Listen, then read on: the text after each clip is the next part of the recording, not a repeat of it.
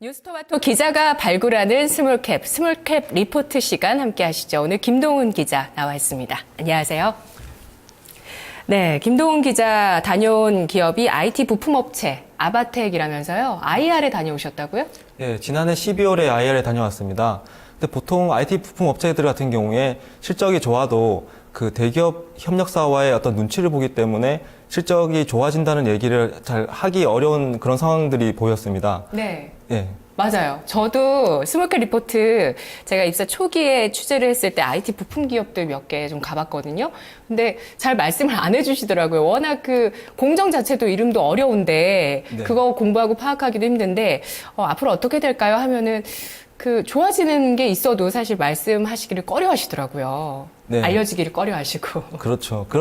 예. 그런 점들을 오히려 어필을 하면은 또 애널리스트들이나 투자자들이 더 많은 관심을 보이는 것도 또 하나의 특징인 것 같습니다. 네. 자, 그러면 아바텍이라는 기업은 과연 앞으로 좋아질 수 있을지 또 현황은 어떤지 좀 살펴보겠습니다. 어떤 기업인지 소개부터 해주시죠. 네. 그 아바텍은 시각 기술인 글라스 슬리밍과 코팅 기술을 활용해 애플의 아이폰과 같은 스마트폰이나 태블릿 PC, TV 등 디스플레이 관련 제품과 가전제품 생산에 사용되는 부품과 원재료를 공급하는 회사입니다. 지난 2000년 대구에서 설립된 이 회사는 지난 2012년 11월 한국거래소 코스닥 시장에 상장했습니다.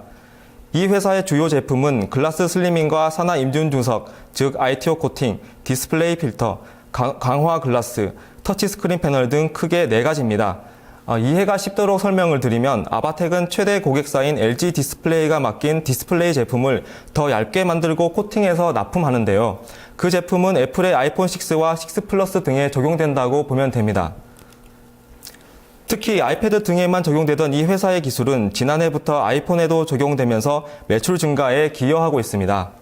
아바텍은 시각 작업과 코팅 등 2가지 공정을 연속 처리할 수 있는 시스템을 갖췄기 때문에 품질을 높이고 원가를 절감할 수 있어 LG 디스플레이를 최대 고객사로 확보하고 있는 상황입니다. 아울러 아바텍의 최대 주주는 이 회사 설립자인 위재곤 회장으로 17.66%의 지분을 보유하고 있습니다. 위재곤 회장과 특수관계인 12명의 지분율은 32.87%입니다. 이 밖에 LG 디스플레이가 16.25%, 이 회사 이사를 역임한 박창환 씨가 6.14%를 보유하고 있습니다. 박명섭 아바텍 대표이사의 이야기도 한번 들어보시죠. 국내 유일하게 LCD 패널을 시각을 하고 그 다음에 ITO 코팅을 하는 일반 공정으로 구축되어 있는 유일한 회사가 되겠습니다. 그리고 저희 아바텍은 장비를 만드는 자회사들이 있습니다. 물류전화, 그 다음에 LCD 디스플레이 관련된 설비들을 만드는 그런 자회사들이 있습니다. 이러한 어떤 3가지 역량들을 기반으로 해서 지금 현재 LCD 설비 부분과 ITO 패널 컨트롤을 하고 있는데 주로 제품들은 아시겠지만 LG 디스플레이가 생산되는 애플 제품들을 저희들이 주력으로 생산하고 있습니다. 주 모델들은 지금 현재 기준으로 말씀을 드리면 아이폰 6, 6 플러스 모델 전량 저희들이 하고 있고 그 이외에 아이패드 모델들을 하고 있습니다. 네. 아바텍 애플 수혜주네요.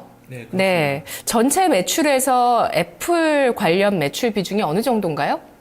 그 애플 관련 매출이라고 정확하게 특정하기는 어렵지만은 네. 70% 정도라고 보면 됩니다. 대부분이네요. 네. 이게 곧 LG 디스플레이로 들어가는 사실 매출 비중이고 그것이 그 제품들이 애플에 네. 들어가게 되는 거죠. 그렇습니다. 그리고 LG 디스플레이와 지분 관계도 있습니다. LG 디스플레이가 아까 보니까 16.25% 지분을 갖고 있는 네. 기업 아바텍입니다. 자, 디스플레이 산업 같은 경우는 IT 쪽이고요. 경기의 영향을 크게 받을 수밖에 없는데요. 특히 아이폰의 수요나 또 최대 고객사인 LG 디스플레이 쪽에 그 매출, 실적이나 이런 부분에 영향이 있을 것 같습니다.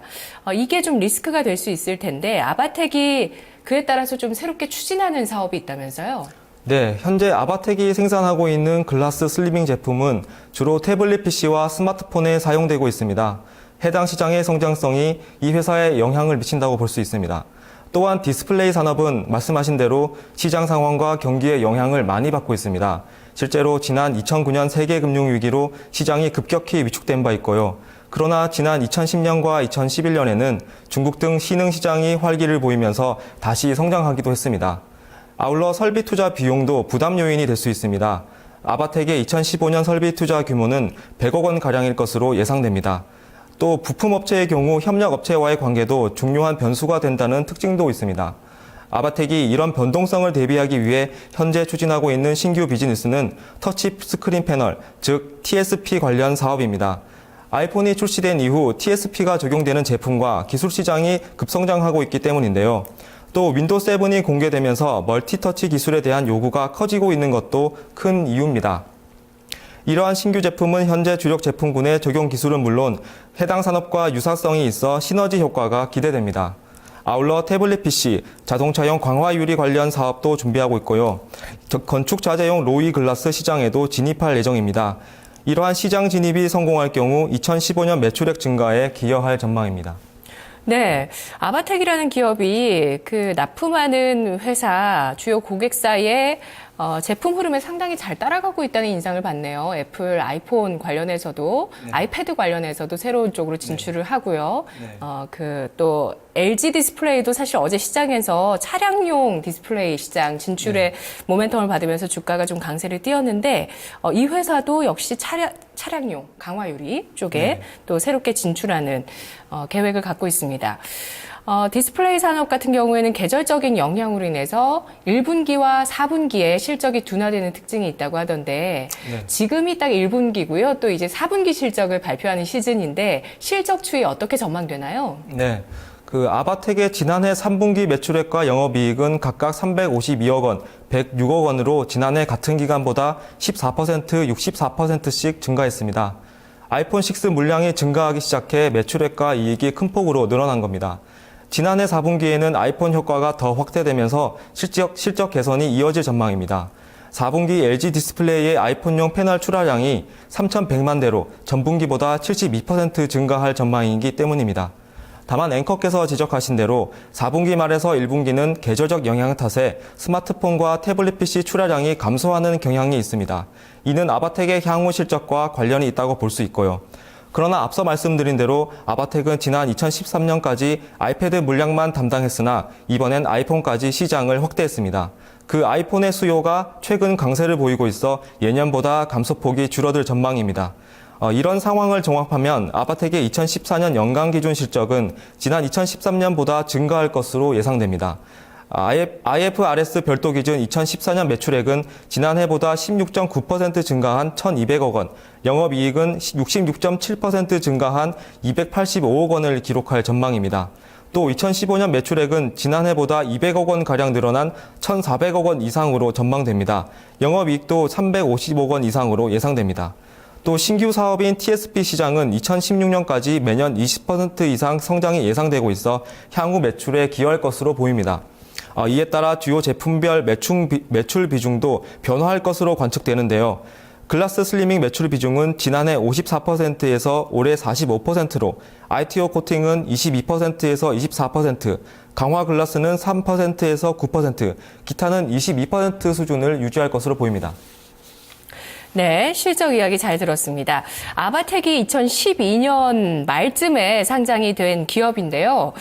사실 IT 부품주 2012년도부터 지금까지 안 좋았다가 지난해 말부터 주가가 좀 올라가기 시작하거든요. 2년 동안 좀 부진했다가 실적 턴어라운드 하는 기업들 좀 많이 눈에 띄고 있는데 아바텍 같은 경우는 사실 상장한 이후에 주가가 아주 크게 내리지는 않았던 것 같아요. 잘 유지가 됐던 측면이 있었던 것 같고, 그리고 지난해 같은 경우는 한 차례 시세를 내면서 상장 초기에 주가가 10,000원대 수준이었는데 지난해 고점이 16,000원대까지 올라가면서 상승세를 좀 시도했다가 최근에 좀 조정을 받았습니다. 현재 주가가 9.35%까지 김동훈 기자가 방송을 하시니까 강세에서 더 올라가네요. 주가가 안 그래도 강세였는데 지금 9%까지 올라가고 있는 모습인데요.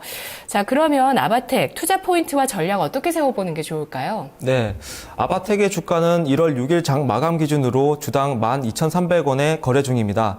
그래서 현재 시가총액은 2,005억 원 수준이고요. 이에 따라 올해 실적 수정치 기준 주가 수익 비율 퍼는 6.63배입니다. 이는 동종 업체들인 솔브레인 8.18배, GD 4.51배 대비 중간 수준입니다.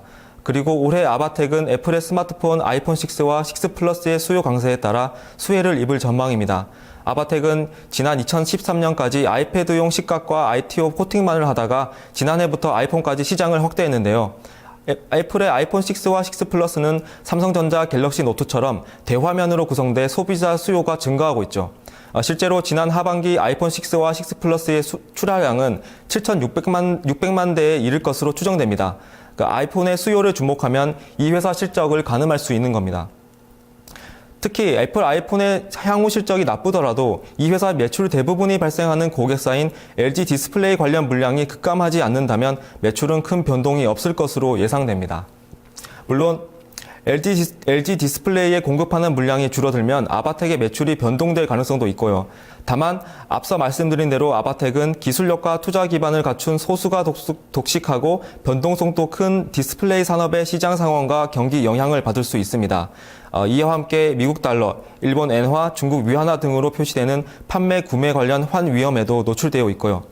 따라서 아이폰의 수요 등 다양한 시장 상황을 주시하면서 장기적인 관점에서 투자를 하는 것이 바람직해 보입니다.